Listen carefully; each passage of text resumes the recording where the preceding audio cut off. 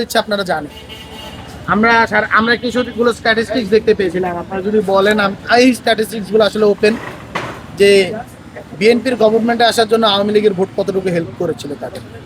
তো আমরা ইন্টারনালি আওয়ামী লীগের এই যে যারা যারা লোকালি জিতেছে তারা আসলে তাদের রিকনসিলিয়েশন করেছে কিনা এবং এই রিকনসিলিয়েশনের জন্য তাদের একমাত্র ছিল কিনা যে তুমি যদি আমাকে ভোট দাও, আমার জন্য নির্বাচনে কাজ করো, আমি তোমাদের অফিস খুলে দেবো।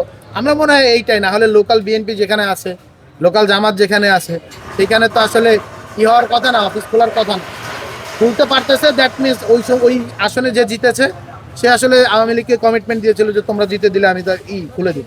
আমরা দেখতে পেয়েছি যে বৈষম্য বিরোধী ছাত্র আন্দোলনের প্রত্যেক জায়গাগুলো গিয়ে আওয়ামী লীগ যেখানে যেখানে আসলে হলো অফিস খুলেছে সেটাকে প্রতিরোধ করার লাগছে। মানে আবার যদি ছাত্র জনতার মাঠে থাকতে হয় 2 বছর পরে এসে, সেটা তো আসলে হতাশা।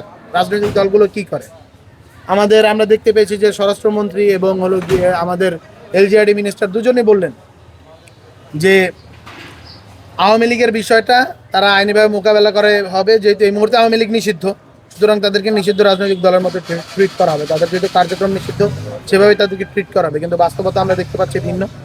তবে কিছু কিছু উদ্যোগ আমরা দেখতে পেয়েছি, তার জন্য সাধুবাদ জানাই। বিশেষ করে রাজশাহী রেঞ্জের ডিআইজি উদ্যোগ নিয়েছেন যে আওয়ামী লীগের সন্ত্রাসীরা কোনোভাবেই যাতে আবার ফ্যাসিবাদ পুনর্জাগরণ করতে না পারে, তারা যাতে কোনো প্রকার সন্ত্রাসের আশ্রয় নিতে না পারে, তার জন্য আমরা ধন্যবাদ জানাচ্ছি। এবং আমরা বলবো নতুন যে আইজিপি এসেছেন, ডিএমপি কমিশনার এসেছেন, সব জায়গায় রেঞ্জ ডিএসপি এসেছেন, সবাইকে বলবো আওয়ামী লীগের বিরুদ্ধে আপনারা আসলে জিরো টলারেন্স অবস্থান নিতে গ্রহণ করেন।